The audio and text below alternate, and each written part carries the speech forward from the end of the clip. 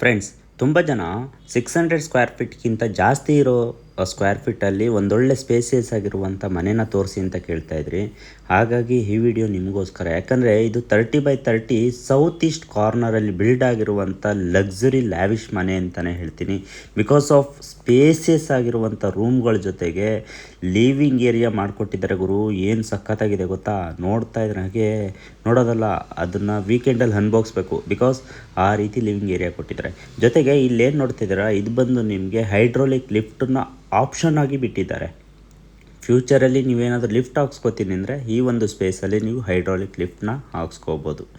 ಜೊತೆಗೆ ಇದು ಬಂದು ನಿಮಗೆ ಕಂಪ್ಲೀಟ್ ವಾಸ್ತುಬದ್ಧವಾಗಿ ಬಿಲ್ಡ್ ಮಾಡಿರುವಂಥ ಒಂದು ಲಕ್ಸುರಿ ಮನೆ ಅಂತಲೇ ಹೇಳ್ತೀನಿ. ಅಷ್ಟು ವಾಸ್ತು ಇನ್ಕ್ಲೂಡ್ ಆಗಿದೆ.